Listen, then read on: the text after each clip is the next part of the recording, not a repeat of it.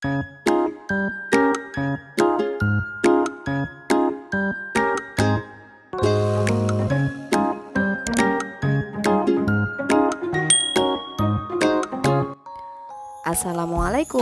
Pada video kali ini kita akan mengidentifikasi unsur-unsur intrinsik pada sebuah cerpen.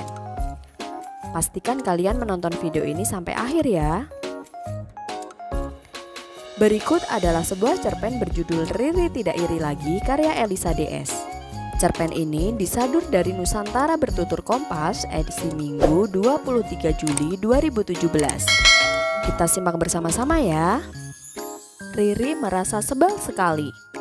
Menurutnya, ibu pilih kasih karena semua perhatian dan kasih sayang ibu hanya tercurah pada Salsa, adiknya yang baru berusia 6 bulan.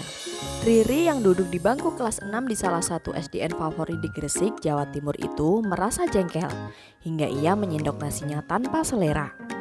Ia menatap kesal ke arah boneka Salsa yang masih terbungkus plastik. Padahal 2 minggu sebelumnya, Salsa telah mendapatkan hadiah dari ibu. Hadiah itu berupa piano mainan berbentuk kue tart dengan berbagai pilihan lagu ceria khas balita. Lagu-lagu itu akan terdengar bila Salsa menyentuh salah satu tuts piano mainan itu. "Ri, kok makan sambil melamun?" tegur ibu. Riri hanya diam dan cepat-cepat menghabiskan makanannya. Setelah itu, ia bergegas masuk ke kamar dan melempar badannya di atas tempat tidurnya. Melihat itu, ibu mendekati Riri. "Kenapa, Ri? Akhir-akhir ini Riri sering terlihat kesal," tanya ibu. "Ibu pilih kasih, Adi dibelikan mainan terus tapi Riri tidak," jawab Riri sambil menangis.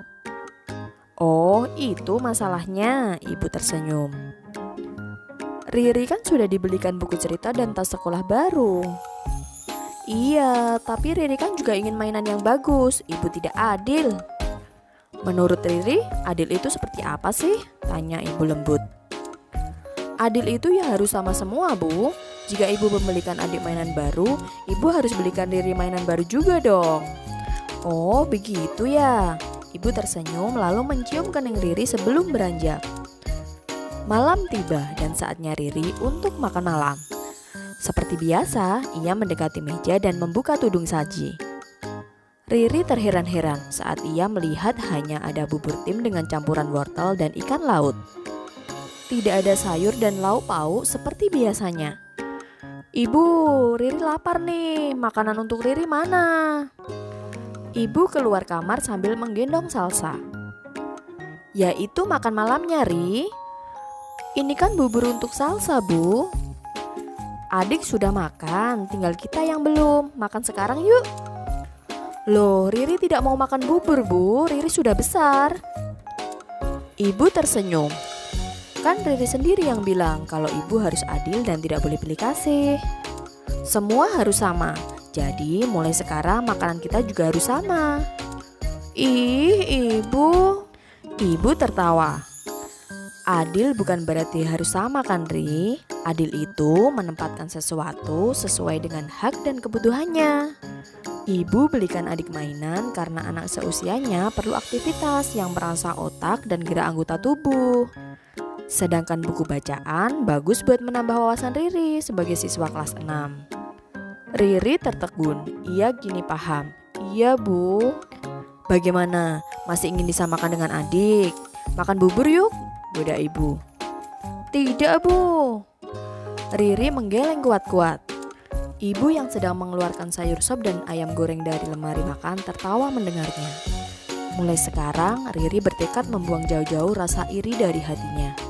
Seusai makan malam, Riri segera mencium kening adiknya yang telah tertidur pulas sebagai permintaan maaf. "Maafkan kakak ya adikku," gumam Riri.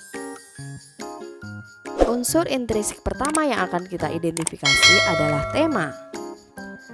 Dari cerpen tadi dapat kita simpulkan bahwa temanya adalah tentang keadilan, di mana Riri yang sedang mencari keadilan versi dirinya mengenai kasih sayang ibu terhadap dia dan adiknya.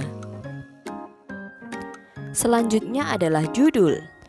Judul biasanya terletak pada bagian atas bacaan dan berada di tengah-tengah. Dan judul cerpen tadi adalah Riri Tidak Iri Lagi. Selanjutnya mengenai tokoh dan penokohan atau watak.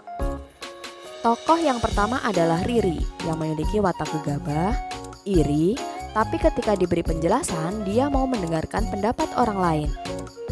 Yang kedua adalah Ibu yang memiliki watak sabar dan bijaksana ketika menghadapi sikap Riri. Yang ketiga adalah Salsa, adik Riri yang masih bayi. Alur yang digunakan adalah alur maju atau progresif. Ini terlihat dari cerita yang digambarkan secara kronologis, runtut, maju dari awal sampai akhir cerita. Selanjutnya kita akan mengidentifikasi latar atau setting cerita. Yang pertama adalah latar tempat. Dalam bacaan terlihat pada bagian ini terjadi di dalam rumah, tepatnya ruang makan saat Riri sedang makan siang. Yang kedua ada di kamar Riri. Jadi latar tempat berada di rumah atau ruang makan dan kamar Riri. Berikutnya adalah latar waktu.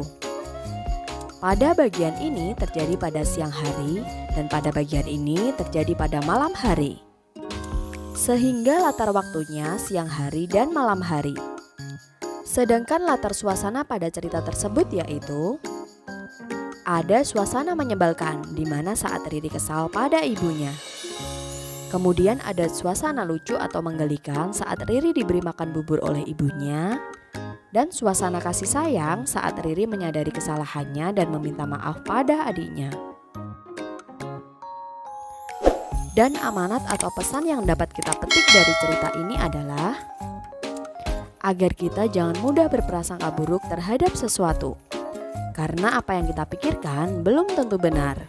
Selain itu, adil bukan berarti harus sama. Adil berarti menempatkan sesuatu sesuai dengan hak dan kebutuhannya. Terima kasih sudah menonton video ini sampai selesai. Semoga video ini bisa membuat semangat belajar kalian semakin meningkat ya. Dan jangan bosan untuk selalu mematuhi protokol kesehatan dimanapun kalian berada. Sampai jumpa pada video pembelajaran selanjutnya.